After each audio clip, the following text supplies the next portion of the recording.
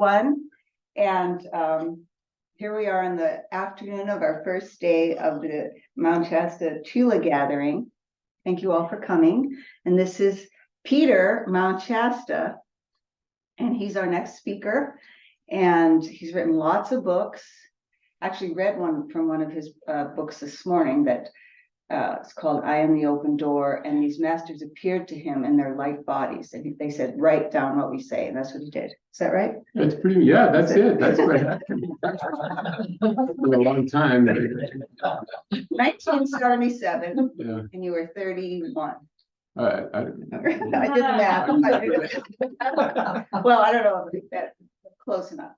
Anyway, so Peter is a dear old friend of mine, and we started, I don't know, I reached out to him because he used to be on Scott's group, and not this Scott, another Scott's Monday night group, and he'd be on there, and then he'd do these meditations, and then somehow we became friends on Zoom. And when I lived in Ecuador, he would speak to me and would have these nice little Zoom conversations. And I used to listen to his recordings when I was watering for hours at a time in Ecuador, because that's what you do if you need to, when it's not raining and you have areas that the irrigation doesn't get to. And anyway, he's really great. And we've been very grateful that you're coming here today. Thank you. Thank you for having me, Donna. Yeah. Thank you for sponsoring this event. And, we've got quite an audience here and globally as well.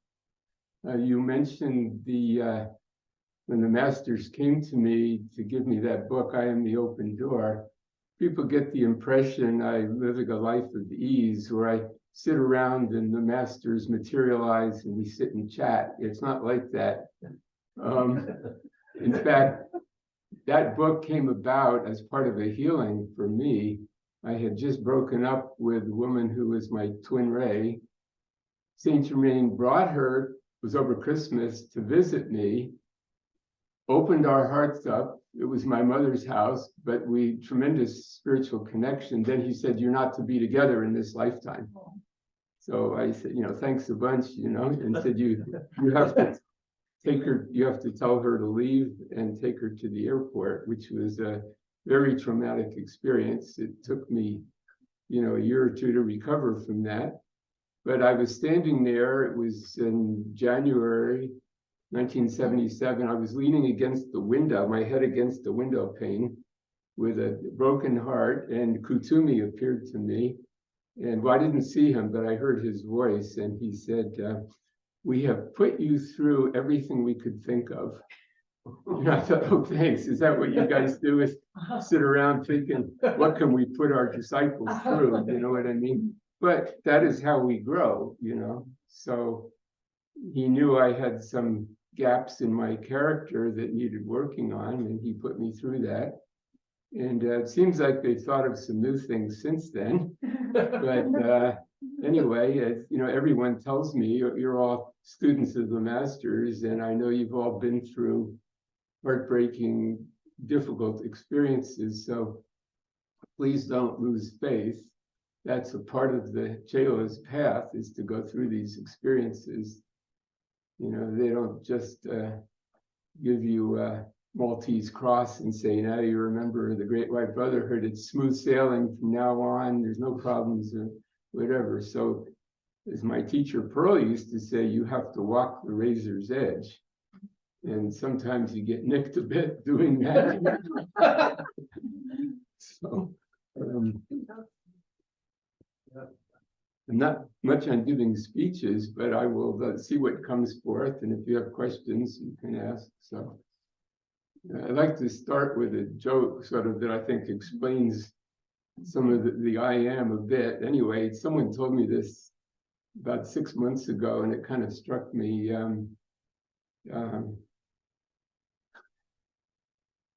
I used to be, this actually pertains to me, I used to be an atheist, and then I discovered that I am God.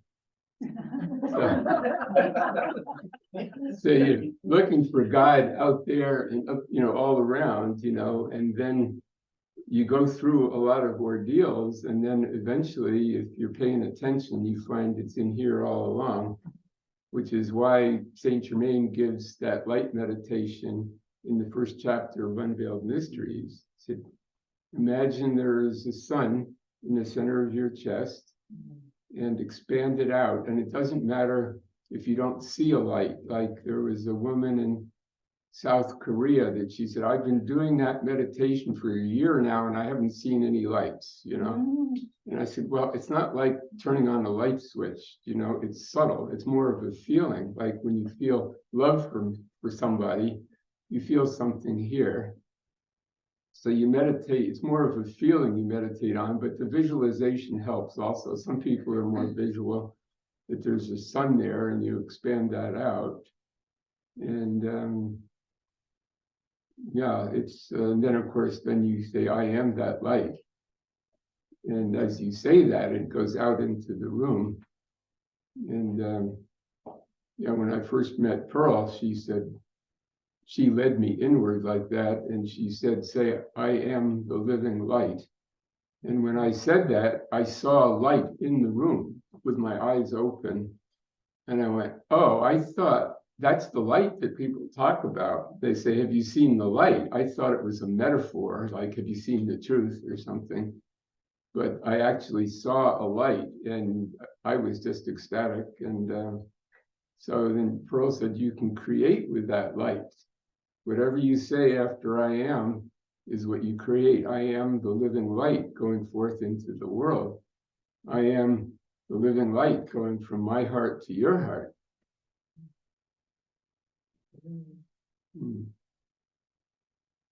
See, and that brings us down into the mother aspect, which they don't talk about. Most of the teachings given are very patriarchal, globally, even for the last many thousands of years, where you're supposed to work on becoming enlightened, then you go into the emptiness or the void where there are no thoughts, you know.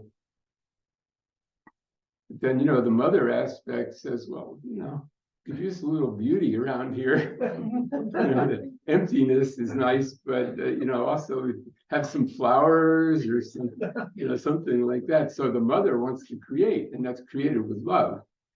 You know, so then you visualize the light, and then wow, you can have colored light too. You can have pink light, violet light, green light, and that light can take a form of a flower. Wow, that's beautiful, you know. So, you know, it's the two together, the mind and the heart is how creation comes into being. And but anyway, I remember before I was born, I was sort of like a mind. I think I just had the three higher centers. I was above the earth somewhere, and there were a lot of other souls, and we were just having a great time. If you would think of someone, you didn't need to send them a text. You know, you just think of them and their face would appear, you know, and you could communicate like that. And one day, these two masters showed up, which I think in retrospect were El Morya and Kutumi. And they said, it's time for you to go back down. And I went, down where? And they said, down there. They pointed down. I saw the earth down there. And I said, oh no, I'm not going back down there. And they said, you agreed. And I should have said, show me the contract, but you know, I didn't have much choice. They put a hand on each shoulder and they started pushing me toward the earth. And then they said, forget who you are. And I said, no way. And they said, you will forget. And they kept pushing me closer to the earth. And gradually I felt my consciousness disappearing. And the next thing I know, I was in this baby body that was cold and hungry and feeling lonely, and I was screaming. And so that, you know, the memory of who I was gone, you know.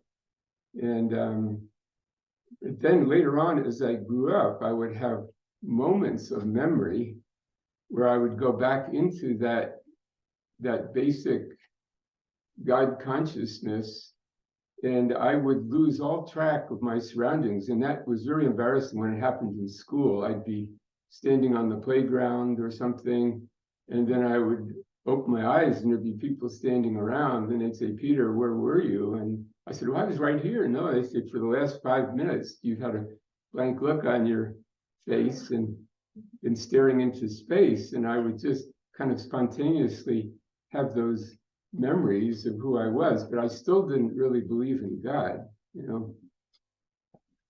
So at some point after I started doing hatha yoga, I started trying to, you know, incorporate the body, and I could feel spirit moving in my body from doing hatha yoga. And that led me to India. Neem Karoli Baba, who was Ram Dass's guru, sent me a message, come to India. And I met him and hung out with Ram Dass and that whole crowd, you know, Krishna Das. And he pretty much ignored me. And so I kind of went on my way and just met many amazing yogis in the Himalayas. Yogis that didn't eat, they would, you know, once a week cook something for me, some rice and stuff like that. Sometimes maybe twice a week. But I think just being in their energy and being in the Himalayas, I didn't feel like I needed that much. But there were some really amazing beings that I met there. And I remember one day I went back into that God consciousness, and I said, I remember thinking, I don't ever want to lose this again. I want to hold on to this. How can I was asking, how can I stay in this consciousness? And Saint Germain appeared, but I didn't know who he was. He didn't introduce himself, but I remember what he looked like. So there was just suddenly this man there in a white robe, and he said, say, I am. And when I did say that, I would go back into that. And that lasted maybe through the next day. Then it stopped working, you know. But that stayed with me for quite a while. And then later, I was wandering around in southern India, and I met this lady saint, Anandamayi Mai, and I had met her first at her ashram in Varanasi, but it was like on New Year's Eve, and there was a big crowd there, and she seemed very bored. In fact, I think she was yawning, and, you know, imagine thousands of people wanting to touch your feet. You just got to sit there and let these people do that, you know. And so I made a prayer that I would, you know, meet her or some other great saint alone on a country road and just get to talk to them face to face.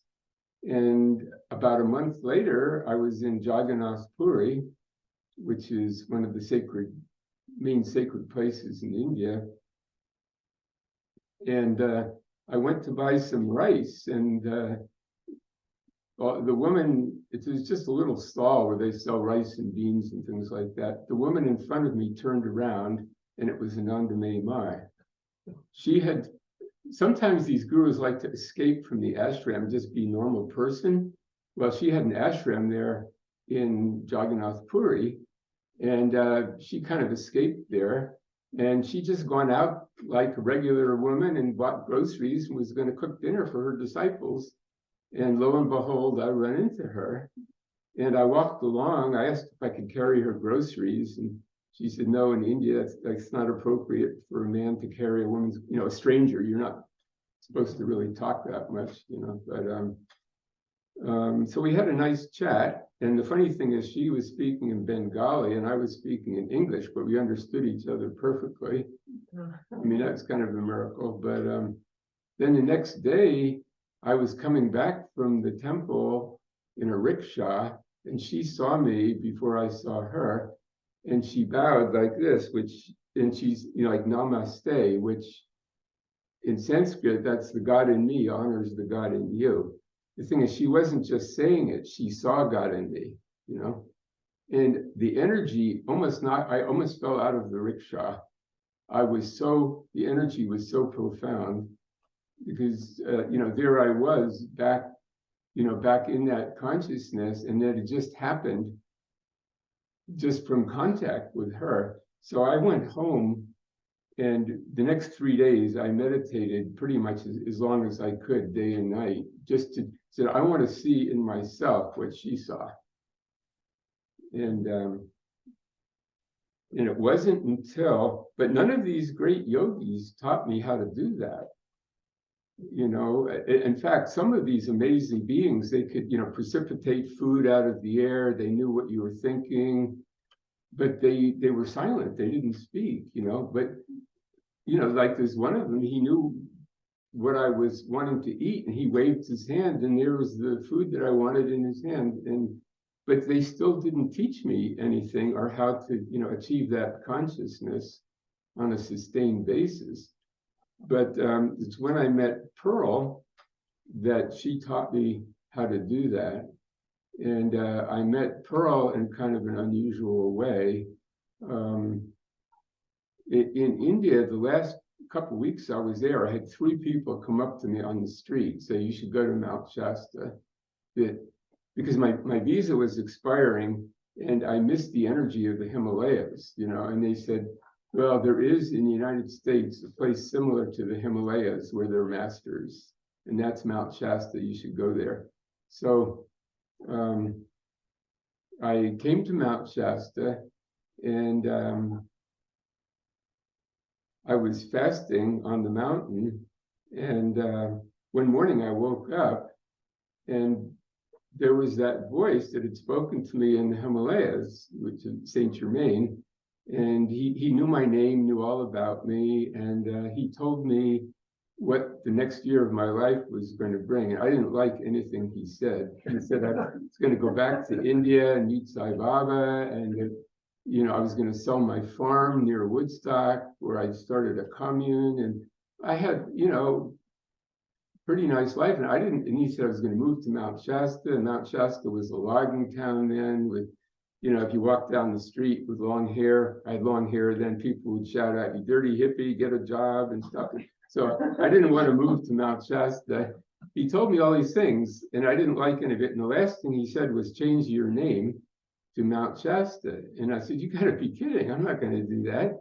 All my friends in India took Indian names. And I said, if I didn't take an Indian name, I'm not going to take a silly name like that. And he said, well, you will. And I said, no. I said, no, I won't. And he said, we shall see. So anyway, so eventually I was writing a book. I thought I'll use that as a pen name. And of course, a year later, I did go back to India, like he said, and but I didn't want to come back to Mount Shasta. So I was staying on someone's floor in Berkeley, and one morning, a ball of light came into the room. I had been thinking, actually, I wanted to leave my body, because these yogis in the Himalayas, when they felt their earthly work was finished, they'd just lie down and leave their body, consciously. And I thought, there's really nothing more I want to do. I don't want to be CEO of a company or go to wild parties or any of that stuff, which I had tried to explore when I was in college and found it not very enjoyable. And so I said, I've, found God within me, but I still didn't really totally believe in the ascended masters, because, Buddhism, it kind of gives you the impression that when you're fully enlightened, you're just merged with the Buddha mind, with the oneness, and that there's no self. That's what they say, there's no self. Of course, they pray to Buddha and Padmasambhava, but they kind of forget about that. Anyway, so I was sleeping on this Jayu Tal, that was it. He'd been with Neem Karoli Baba. He let me crash on his floor, very kind of him. And this ball of light came down into the room early one morning and said, go to Muir Woods, I'll meet you there. And so I went to Muir Woods, and I understand now you can't even drive there. You have to park someplace else and buy a ticket, and a bus will take you there. I should get a commission from the Forest Service there or something, all those people I sent there. But anyway, there was nobody else in the parking lot. It was raining. And who's going to go to Muir Woods at 8 o'clock in the morning on a rainy day, So I wandered around, and I was looking for a way to get out of the rain. So I found a redwood tree that was hollow, had been hollowed out by fire. And I got inside the trunk of the tree and sat there to meditate, and I did this Vipassana meditation where you just feel the in-breath and the out-breath, and that slows the mind down. And I had my eyes open. I was just looking at the forest floor and observing my breath. And then I kind of, what came to me was before I was going to try to leave my body, and I said, before I do this, maybe I should ask permission from somebody. And I said, just in case there really are ascended masters or there's somebody up there, I'll call on them, and you know, I should really make an effort to ask permission. So I called on Jesus and Mary and, you know, all the masters I heard of. I did call on Saint Germain. I called on the ascended masters and Buddha and Kuan Yin, and went down the whole list. And suddenly there was a young guy standing in front of me. Now, he did not walk up. I would have heard the twigs breaking or something. And he was wearing jeans. He just looked like an ordinary guy in his 20s. But he knew my name. He said, Peter, your prayer has been heard. I am the part of the Godhead that has been sent to answer your prayer. And he said, you have finished enough of your earthly karma so that you can leave your body if you want. And I said, great, you know, and he said, in fact, I will help you. And then he touched my third eye, and suddenly I was out of my physical body. And I looked back, and there was my physical body still sitting in the tree, meditating. And I was in another body that looked just like the physical body. And he put his arm around my shoulder, and next thing I know, we were above the earth. And there, beings existed as the I Am presence.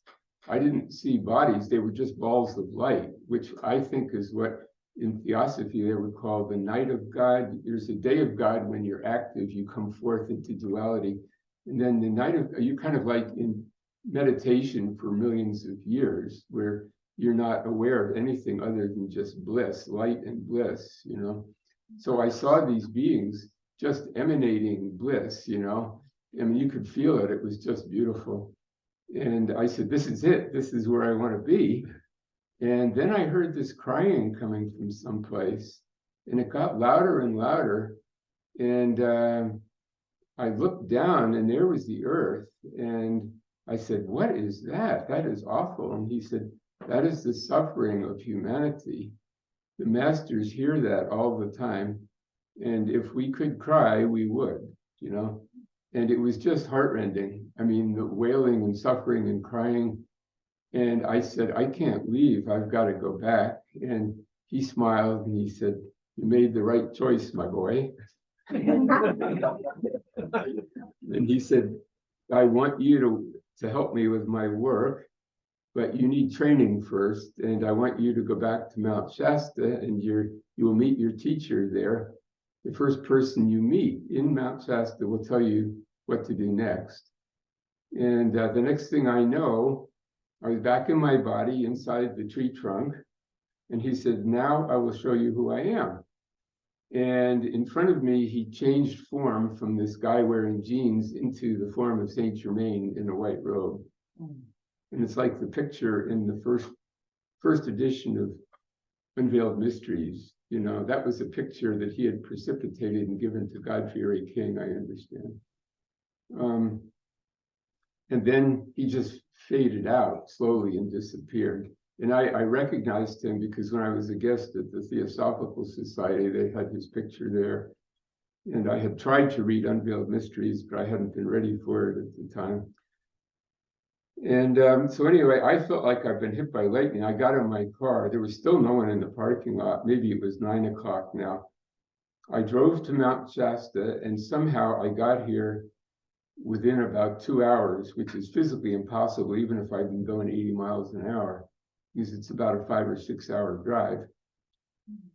Even Morel couldn't get here that fast. You know? I did try. You did try? Okay. So anyway, because, you know, I know it was morning because there was a place called the Breakfast House on Mount Shasta Boulevard, and everyone was in there. They were having breakfast, you know, and it was kind of a small community then. Everyone knew each other. And there was a sign in the door that said, "No hippies allowed." And I didn't call myself a hippie, but I did have long hair, no backpacks, no long hair. And I went in, you could have heard a pin drop. People stopped and said, "Boy, you got a lot of courage coming in here," because it was a logging town then. But the waitress seated me at the counter and brought me breakfast. And just before I finished, a young guy came up to me who owned a health food store. And he said, "You were supposed to meet a lady by the name of Pearl." And he said, "Come over to the store when you're finished and use my phone." So I went over and called Pearl on the phone. She said, "Come right up." So she was right in town. I went up to her house, just a tiny little house on a back street. And she said, "I've been expecting you." And I said, "How could you be expecting me? We've never met before." And she said, "The master Saint Germain came to me this morning and said that he was sending you." And I said, "Well, he's the one that, I saw." She said, what brought you here?" And I told her my story. And then she said, "Saint Germain is helping you. He's talking to you." And I said, "I don't hear a thing." She said, "He's talking to your higher self. And when the time is right, you will know what to do. But this way your mind would interfere. If you heard the words, your mind would interfere." And I said, "Well, would you channel to me what he's saying?" And she said, "The masters don't allow me to channel. That would weaken you. You have to learn to get the guidance inside, which you'll get by tuning into your own heart center. You'll learn to feel the guidance and get it that way, because through the outer senses, you can be deluded in so many ways. There's like tarot cards and casting rune stones and interpreting the flight of birds, all these kind of things, but they can be misinterpreted. She said the highest form of guidance is to just spontaneously do the right thing. And you get that by being in tune with your I am presence. You just get this feeling to do something and everything works out. And so that was in 73 there. And after that, she said, "Would you like to meditate?" And when I always meditated, I would sit on the floor in lotus position, with my legs curled up and with my hands like this and my tongue against the roof of my mouth. And it was very serious, And she said, "You don't need to sit on the floor to meditate." And I said, "Really?" And she said, "You don't even need to close your eyes." And I went, wow, this is something. So she was just sitting there. She said, keep your eyes open, but turn your attention inward and look at the center here. She'd say, "Now, if I say, 'Who are you?' you don't point 'Who, me?' or 'Who, me?' You point 'Who, me?' because you feel yourself, your soul is anchored there.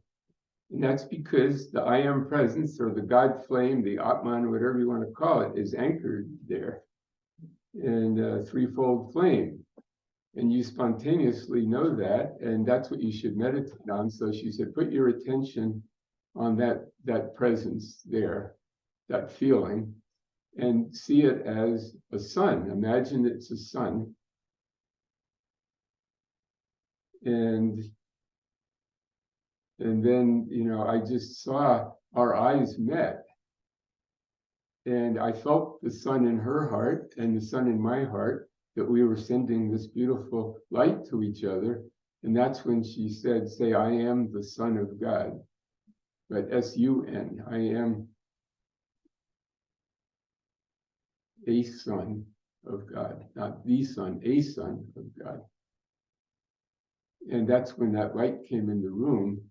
And there was so much light that was emanating from her that she almost disappeared. I could just see the eyes and the face, and then there was just a ball of light in her chair. And I used to go up in the mornings and see her. Before I started my day, I'd go up at 8 o'clock in the morning, and we would sit like that, sometimes just 10 or 15 minutes, other times 45 minutes.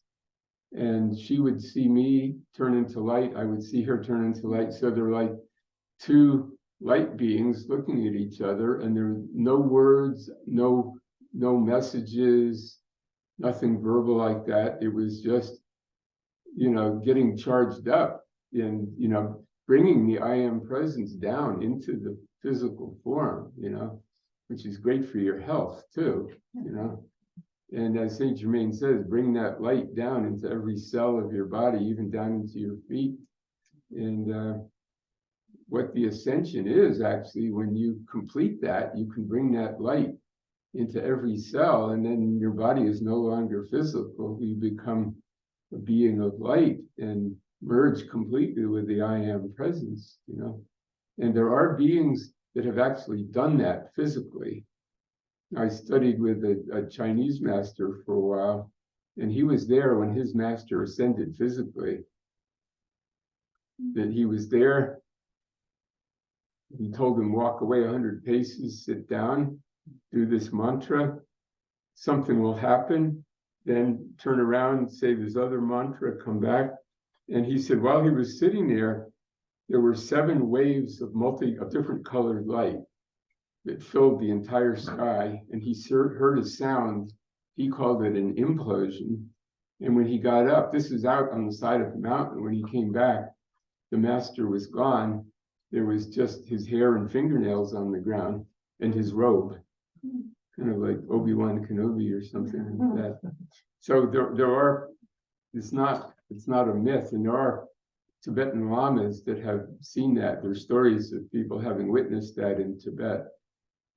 And actually recently there was a lama who was in Oregon and passed on, a lama that stayed at my house one day many years ago, and he died consciously, and after his death his body started to shrink, and that's, some of them don't actually complete dissolving the physical body, but the physical body, a 6-foot tall person might shrink down to 2 or 3 feet, So anyway, because they're gradually, during that process, when they know they're preparing to leave, they're dematerializing the physical structure,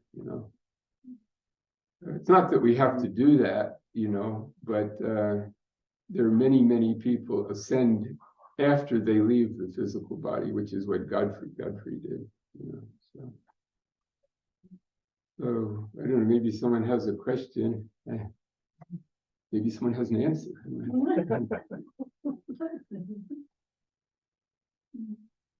So I'd like personally to give gratitude to Saint Germain and to Pearl and all the beings that have helped me on the way.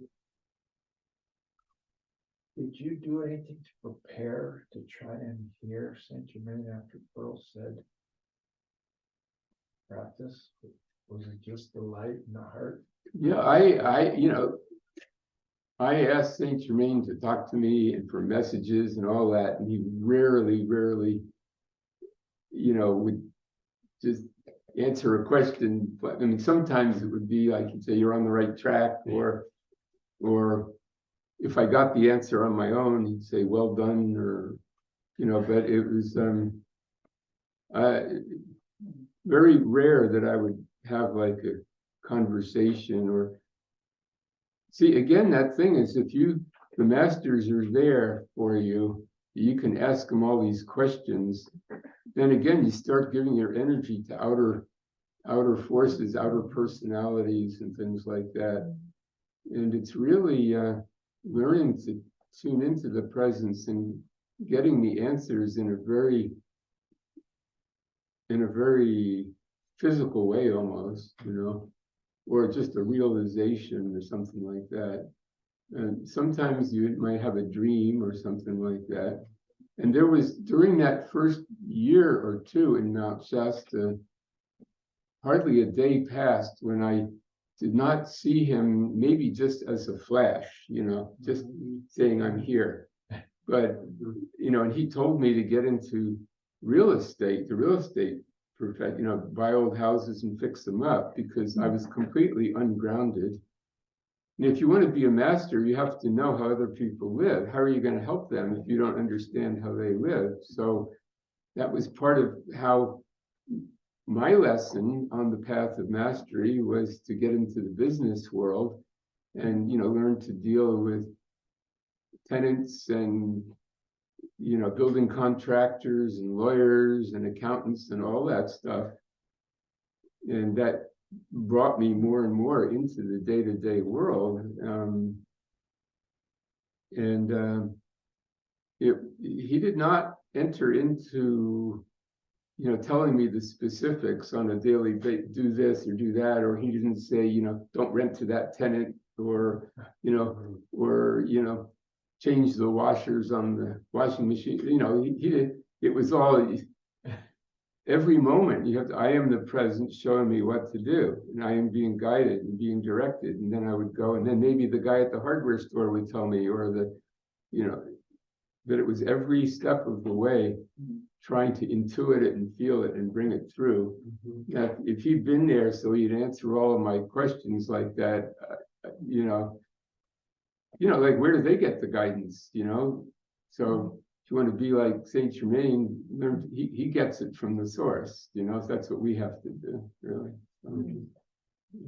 Yeah. So how do you tell the difference in the messages from your higher self to Saint Germain's? Yeah, like it's one. It's pretty much it. If it's really from your I am presence. Now the question is, the mind is in there too, the human mind, and you hear something and you think, I think that was my presence talking to me, but actually it was the mind, motivated by the ego. So that's where you have to call on the presence to take any false guidance out of me. So, show me what the right thing is. And sometimes what I find, if I start to move in a certain direction that I think was the guidance, but then it starts to feel bad, it doesn't feel so good, then I stop and say, maybe I wasn't supposed to, if I'm really supposed to do that, like I say, they did some construction out here and they put the street signs up 90 degrees so the streets are mislabeled. So I've gone by there 3 times now, and I would make the inner call. I am the presence correcting that, having that corrected. Well, this time on my way over here, I'm going to do it myself. I got out and I tried to move the sign around, and it was so heavy I couldn't possibly do it. So, see, I was in doubt. Is this my mind or is this the guidance? And what I heard was, go ahead, give it a try. If you think it's guidance, go ahead, give it a try. And I saw I couldn't possibly lift it. So I said, well, it was just my mind. I'll make the inner call that the Department of Public Works, whoever it was, that they fix it, So anyway, and so I test things all the time, and like I'll just hear, like this morning, just a feeling, go into town. It's almost like someone grabbed me, just pulled me, and I said, well, but I've got to talk at Donna's this afternoon. I don't want to go into town. But I went there and I met someone at the store I haven't talked to in a couple of years. We had a very profound conversation. And it was not, I didn't go in to get the mail or whatever it was to meet that guy,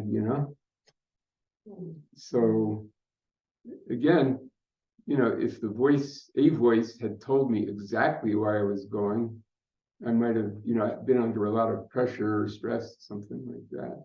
Right. It says somewhere in one of the green books, the first step to perfection is naturalness. Just like to be in the flow. So you had a question. Yeah, some people, they relate to divinity through a mentor, teacher, guide, that kind of very highly evolved incarnation or personality. So how then do you make this, how do you get from relating to divinity in form to the formless, which is the presence? Well, in Tibetan Buddhism, there's an expression that God, Guru, and Self are one. So there is a time when, like, you may have a guru, or guru just means teacher, or you have a teacher and you feel that they're infallible, And even if they are infallible, if they're a true guru, they don't want you to be attached to them. Yes. They will eventually send you away, or God will cause some kind of separation. Now that happened with me and Pearl. There was kind of a mix-up that happened that for a year caused a falling out, kind of separation. That was eventually repaired, you know. But there was a year there that was showing me I need to stop relating to her as the guru, and she was actually kind of leaning on me as, you know, her chela, her, you know, right-hand person, and that needed to stop. And also there were a whole lot of other people in the group, and it was assigned to them that they should not be so attached to her. And actually, it was a blessing for Pearl because she was being moved toward her own ascension. And while she was living in Mount Shasta, people would show up at her door 8 o'clock in the morning, be there till 10 at night. Sometimes she wouldn't, I mean, days, sometimes she wouldn't be able to eat during the day because people, so many people were coming and going. She was like the kind of resident guru of Mount Shasta, you know. And it's not that she really told people, she didn't tell people what to do, but people would come pour out their problems to her. And then she would say, so, and what do you feel you're supposed to do? And then people would get it inside, you know. She would make the inner call, I am the present showing this person what to do. So then after maybe half an hour of them pouring their heart out, and then she'd say, and how do you feel about this? What do you feel you're supposed to? And they would get it themselves, and they would leave, and they'd say, I went to see Pearl, and she told me what to do. But I was sitting there, I know she didn't tell them what to do. You know, but that's a true teacher, actually. So, you know, a real guru who is authentic does not want students or need students, you know. They don't care about being famous or rich or whatever it is. Right. They know that they're in your life as a catalyst for a certain period of time, and that then if they do their job, they're going to move you on, you know, to find the inner guru, the inner presence, you know. And so I don't know, I hope that answers a little bit. But, Thank you. yeah, it's very tricky though. And everybody prays to have, you know, infallible teacher that they can go to. And it was kind of strange when I was with Neem Karoli Baba and Ram Dass and that whole crowd. He really was not telling people what to do either, rarely. You know, he'd just say, love people and feed them. And you could ask him what to do and he'd just smile, you know, or he'd say, well, what do you want to do? And he'd say, if you said this, and he'd say, Jiao, that means get lost. Go ahead, or, you know, go ahead, do it, something like whatever. But he really made you trying to find out yourself what it was, you know. Right. So just repeat the name guru is G-U-R-U. That's it, G-U-R-U, that's true, exactly. Yeah. You know, it's very interesting in Sanskrit, the words I am in Sanskrit, it's aham. You say aham is I am.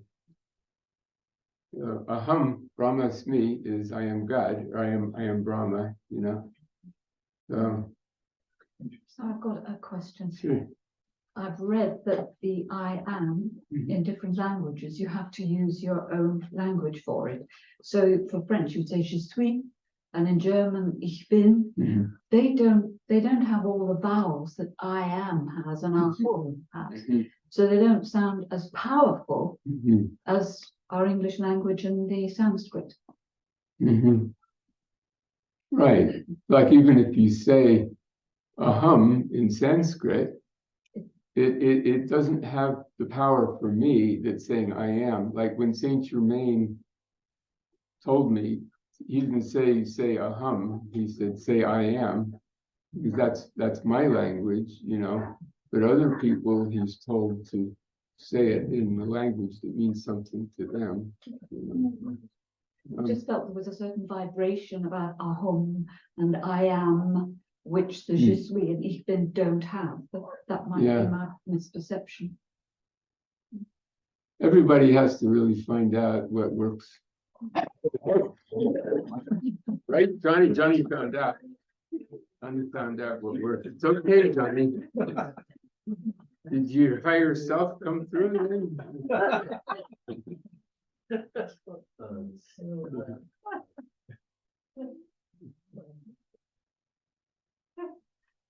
Sanskrit is what I call a primordial language. That babies around the world, doesn't matter what the mother tongue is, they always say mama and dada. Like my own daughter, she was, I don't know, 6 months old or something. One day she said dada. I didn't coach her. Nobody said say dada. And then she, a few weeks later said mama. And there are the Sanskrit alphabet, these are things that babies say around the world, like you say ow, that's Sanskrit. Around the world, you hurt yourself, you go ow, that's Sanskrit. And or if something feels good, you go ah. Around the world, people say ah, that's Sanskrit. See, so those are primordial sounds that come from the Godhead, So it's fascinating, and that's why Sanskrit mantras are so powerful, because they go right into the nervous system, But if you're working on mastery, you have to know what you're saying and what you're doing, and so it's more effective, to say it in your own tongue. I am the living light. I am the healing presence of God in action, something like that. But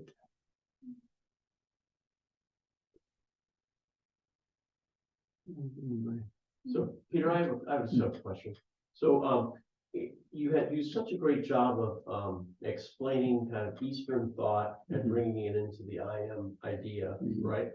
I get the sense that you've had a lot of experience in the East and many embodiments in the East, and you have that energy, right? Was there any? Was it a challenge to, once you got into this I am teaching? Was it a challenge to kind of look at the Eastern thought? Well, not really, because what I saw was the I am teachings have been in India for tens of thousands of years. Yeah. Yes. In a slightly different form, but Saint Germain, from his grace, he gave it to us in English, in a simplified form, without all the, thousands of gods and myths and superstition and all those kind of things, in a very pure, simple way. But I saw at some point that, these Sanskrit mantras are I am affirmations, and the great saints up in the mountains, the yogis, were meditating on the I am, and they did ascend, they did become masters. So it's just, it can get so complicated in India with all the different paths, but it all is, weaving in and out of the same eternal, the basic truth is simple, which is that we're all rays of light from the great central sun, and we took on limitation to learn something. God wanted to experience something. So it's like have a movie here, and we'll forget who we are, and as we remember, it's going to be a great experience, and we'll learn something. The movie's not exciting if it doesn't have some challenges and some bad guys and things like that, But even the bad guys are actually rays of light too, so we have to try to see that. that's what helps me as I remember that this is all taking place in the mind of God. This is all a vast sea of consciousness, and to try to observe it, and of course, observing yourself, to think, oh, that was a judgmental thought, or that was anger, or is there a more compassionate way to do that, or something like that. So that process is really ongoing. So I call it just self-observation, observing the self. And it doesn't matter what country you're in, East or West, there's plenty of work to do in that area, So that's where meditation comes in, which, although Godfrey Ray King gave that meditation, it was Pearl's great sorrow that more people didn't do it. I mean, after Godfrey's ascension, after she dropped out of the activity, when she was in Mount Shasta, she said of all those thousands of people, they figured probably 3 million people had had contact with Godfrey or heard him, while he was alive. That there was such a small handful of people that really understood that you had to go within, that it wasn't all just from the ego, I am this, I am that, that these were not just words, and it was not human will that you were trying to call forth, that by going within, you would call forth the divine will.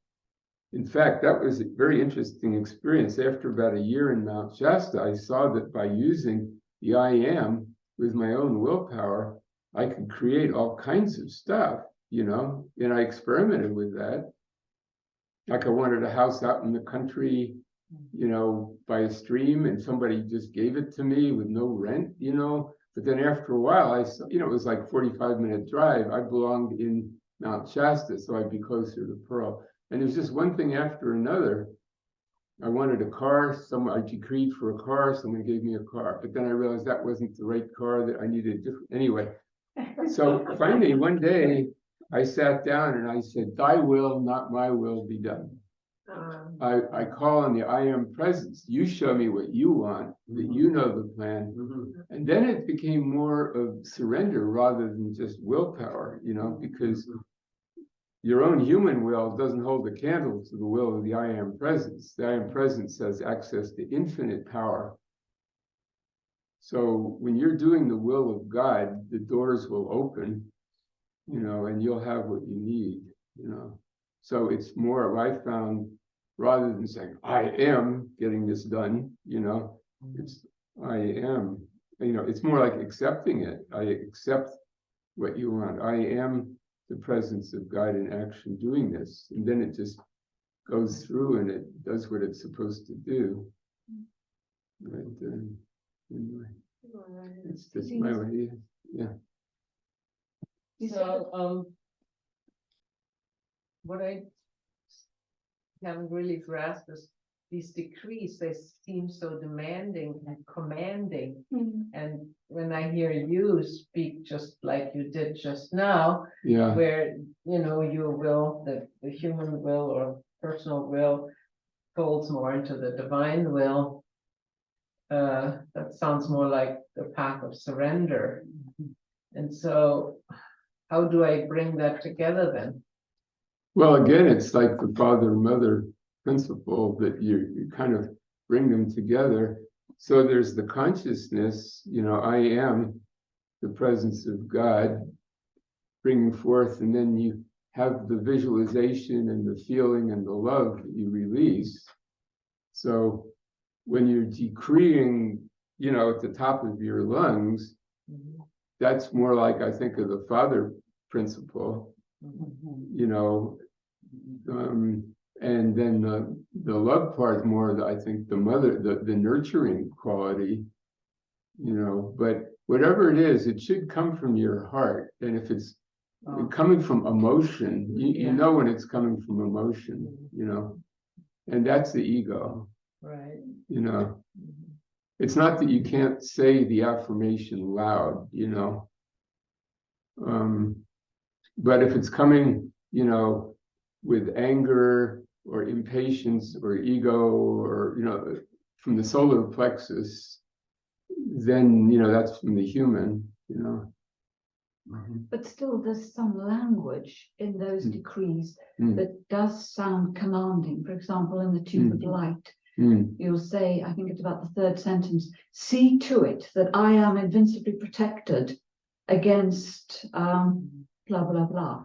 And Yeah. that does sound like a command. Yeah, well, I don't say that myself. I would say I am invincibly protected, That's in one of the white books, the fundamentals, that language Mm. from the sanctuaries.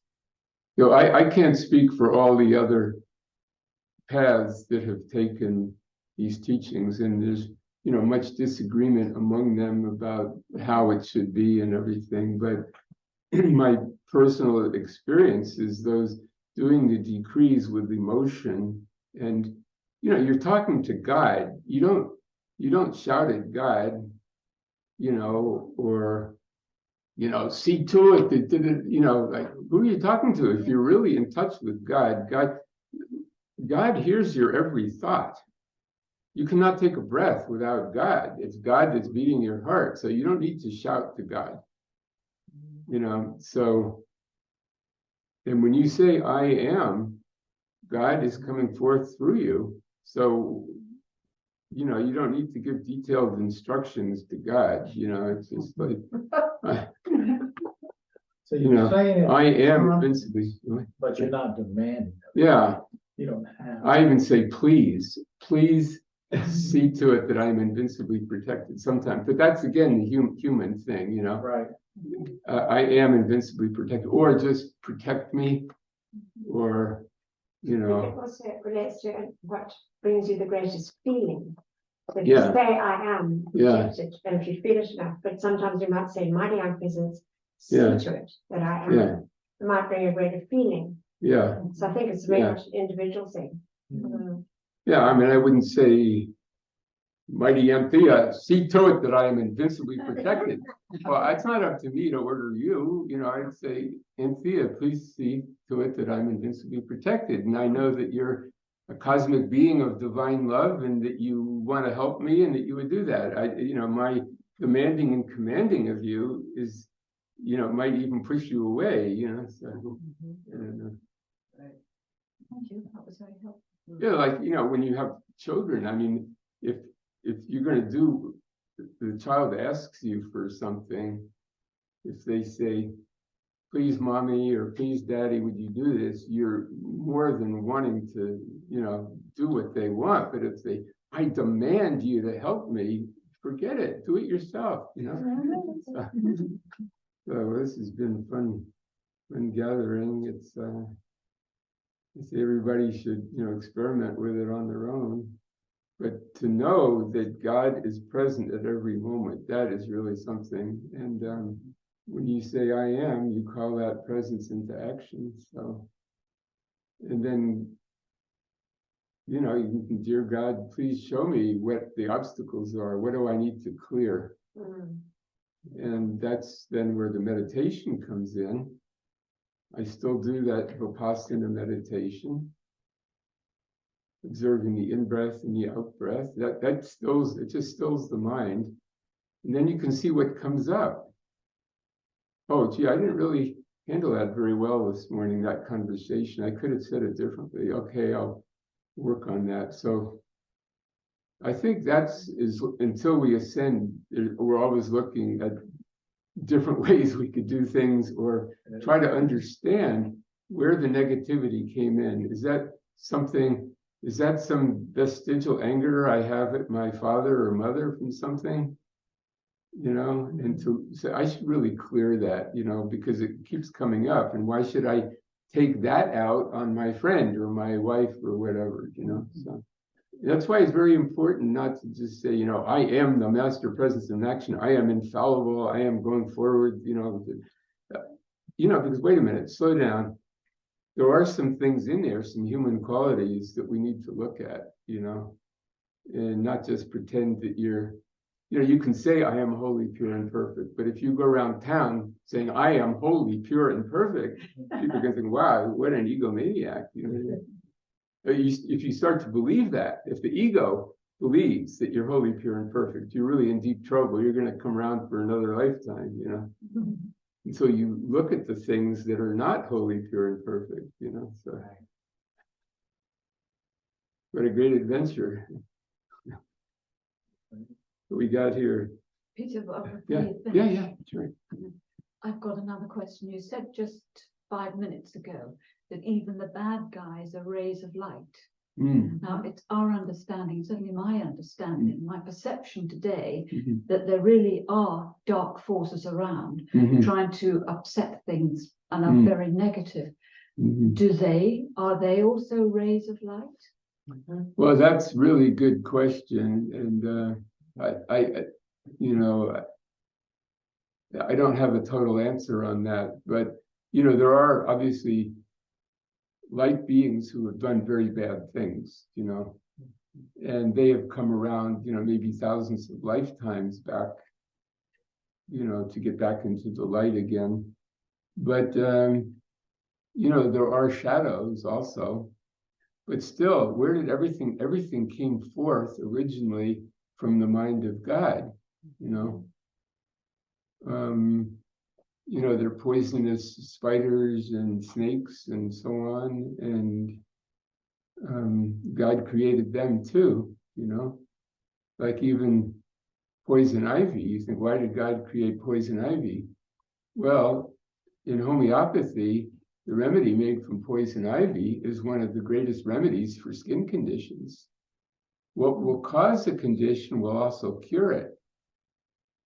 So that applies to human relationships too. If you have, like, say, a little vestigial anger in there, then you run into someone who's very angry, that maybe get you in touch with your own anger. So it's this thing, like cures like, So even the poison ivy was created by God and there's a plan for it. Of course, if you run into it in the forest, you're going to think, why did God create that? It made me itch, but there was a purpose behind it. So, in the beginning, there was just consciousness, then there was light, it's all in Genesis, kind of in a very poetic form.